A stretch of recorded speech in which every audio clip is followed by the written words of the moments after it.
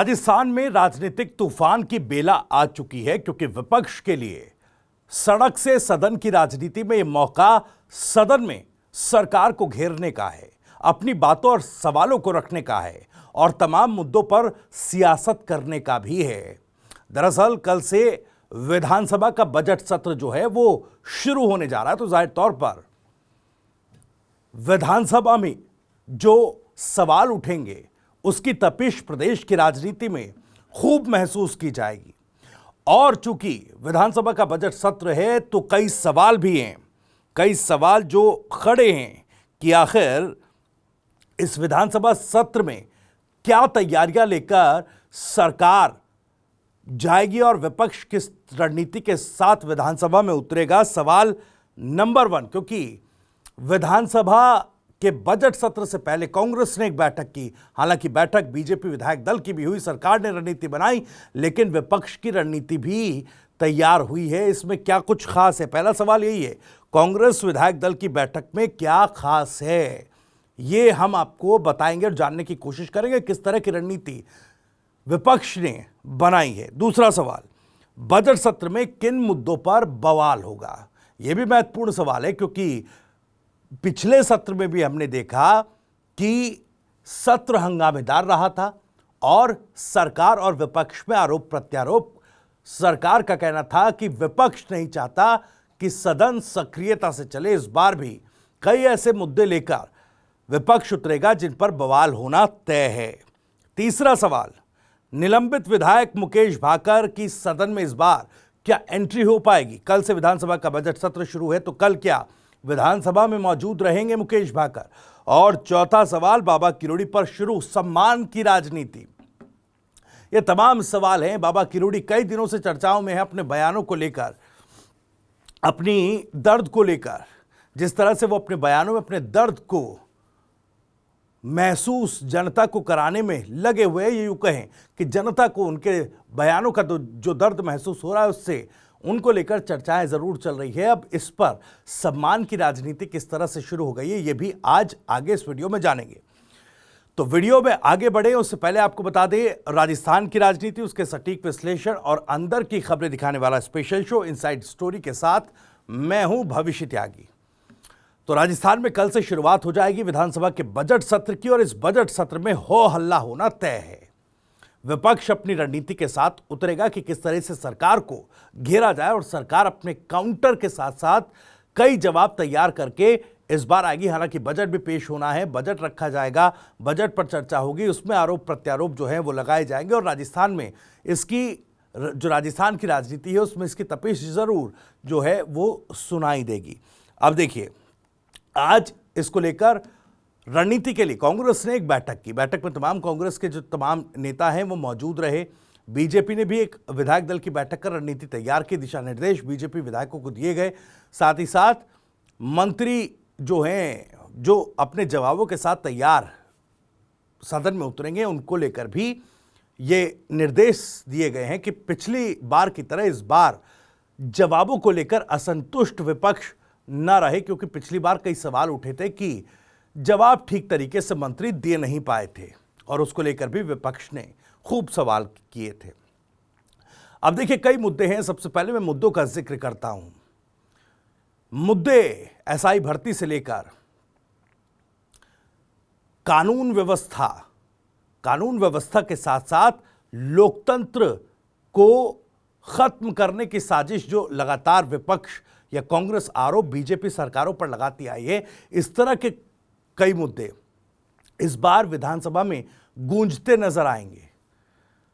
चाहे ईआरसीपी का नाम बदलकर राम सेतु जल परियोजना कर दिया गया हो और इस पर जब आरटीआई एक लगी तो सरकार ने उस पर जवाब नहीं दिया, इस तरह के मुद्दे भी विधानसभा के पटल पर रखे जाएंगे। सरकार को घेरा जाएगा कि आखिर इस पूरे मामले में जानकारी छुपाने की वजह सरकार की क्या है, क्योंकि आरटीआई के जवाब में सरकार ने देश की अखंडता प्रभुता का हवाला देकर जानकारी देने से इनकार किया था।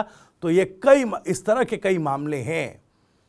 साथ ही साथ देखिए, बेसिकली बाबा किरोड़ी का जिक्र हो रहा है। देखिए, पहले तो मैं मुद्दों के लिहाज से बताऊं, गोविंद सिंह डोटासरा ने आज बैठक से पहले क्या कुछ मुद्दों को लेकर जानकारी दी है, वो आप सुनिए। देखिए, बहुत है, इसलिए आज इस पे चर्चा नहीं की जाएगी। मैं चाहूंगा कि जूली साहब विधानसभा में क्या हमें निर्देश देंगे, उस हिसाब से हम विधानसभा में भी करेंगे, और संगठन तो अपना काम कर ही रहा है, करेगा ही करेगा। जो पूरे देश में जय बापू, जय भीम, जय संविधान जो कार्यक्रम चल रहा है हमारा, तो मैं समझता हूं कि ये अपने आप में इतना बड़ा कार्यक्रम है कि बापू की विचारधारा, बाबा साहब का मान सम्मान जो अपमान ये लोग कर रहे हैं, और संविधान को तोड़ मरोड़ करके, संवैधानिक संस्थाओं का दुरुपयोग करके लोकतंत्र की हत्या कर रहे हैं, विपक्षी पार्टियों को कमजोर कर रहे हैं। ये सारी चीजें इसके तहत हम सब लोग प्रदेश में, देश में, जिलों में, ब्लॉक में, सब जगह जाएंगे और जनता को बताएं। तमाम मुद्दों को लेकर गोविंद सिंह डोटासरा ने सीधे तौर पर कह दिया कि मुद्दे कई हैं, इसकी पूरी जानकारी नहीं दी जाएगी, लेकिन दिशा निर्देशित टीकाराम जूली जो नेता प्रतिपक्ष हैं उनकी तरफ से तमाम विधायकों को बैठक में किया जाएगा, और उसी रणनीति के तहत तमाम विधायक विपक्ष की ओर से सरकार पर हल्ला बोलते नजर आएंगे। और कानून व्यवस्था का जिक्र डोटासरा ने किया, लोकतंत्र का जिक्र किया, इन तमाम मुद्दों पर जिस तरीके से आपने बीते दिनों देखा होगा दलितों पर किस तरह से अत्याचार की घटनाएं आई, चाहे बाड़मेर का जिक्र करूं या झुंझुनू का जिक्र करूं, इस तरह के मुद्दों का बोलबाला भी सदन में विपक्ष की तरफ से रखा जाएगा। इस तरह की जो सवाल हैं वो पूछे जाएंगे। बाड़मेर में किस तरीके से चोरी के इल्जाम, माफ कीजिएगा, जो एक दलित युवक है उसकी इतनी पिटाई कर दी गई कि उसकी हत्या, उसकी मौत हो गई। झुंझुनू में भी कुछ इसी तरह का एक मामला सामने आया था। एसआई भर्ती परीक्षा रद्द किए जाने मामले पर सरकार का जो एक तरीके से कहे जो तो ढुलमुल रवैया है, या फिर एक तरीके से यू टर्न कहा जाए, हालांकि मामला हाईकोर्ट में है, इस पर भी सरकार को घेरता विपक्ष नजर आएगा। लेकिन कुछ एक मुद्दे हैं जो खालिस राजनीति से जुड़े हैं, उन मुद्दों पर भी कहीं ना कहीं जो तपिश है उन मुद्दों की वो विधानसभा में महसूस की जा सकती है।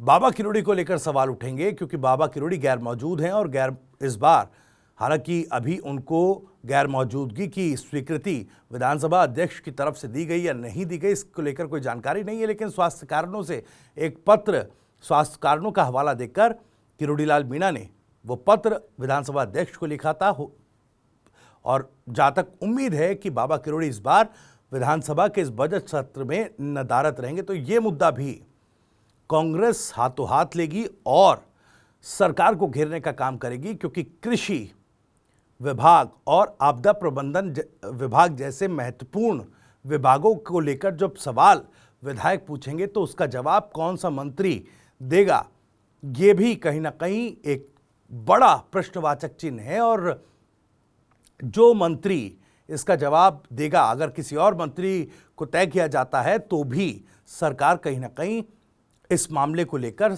एक तरीके से सवालों के कटघरे में ही खड़ी रहेगी कि आखिर क्यों, जब किरोड़ी लाल इस्तीफा दे चुके हैं तो ये मंत्रालय जो हैं किसी और को क्यों नहीं सौंपे गए, क्यों नहीं किसी और को इसके लिए उत्तरदायी बनाया गया। अब देखिए, एक सम्मान की राजनीति भी शुरू हो गई है।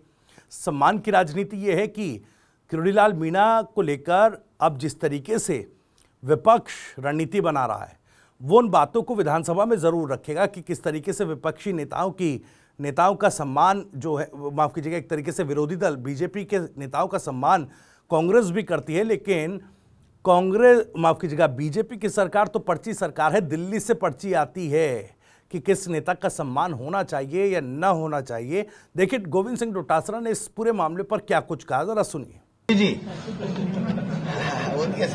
उनके साथ गलत कर रहे हैं। दौसा में गलत किया, एसआई भर्ती में गलत किया, अभी डिपार्टमेंटों में गलत किया। अब वो कब बम फूटता है देखते हैं। वो आदमी देखो झुकने वाला तो नहीं है, ये तो मैं कह सकता हूं। झुकेंगे नहीं, टूट जाएंगे लेकिन झुकेंगे नहीं किरोड़ी जी, ये मैं जानता हूं। वसुंधरा जी के सामने हमने देखा उनके तेवर। अब भजनलाल जी तो चीज ही क्या है, जब वसुंधरा जी को उन्होंने नहीं बख्शा तो देखते हैं कब क्या होता है।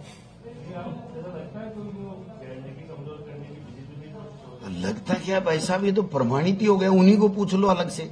वो मीडिया के सामने तो अभी अमित शाह जी जब मिल के आए हैं तो कोई दिए बात हुई होगी उनकी, नहीं कह रही हूँ, लेकिन वास्तव में उनके साथ बीजेपी ज्यादती कर रही है। एक भाई हमारे जो बड़े भाई हैं उनके लिए भी मैंने बताया, उनके साथ भी ज्यादती कर रही है। हार जीत चलती रहती है।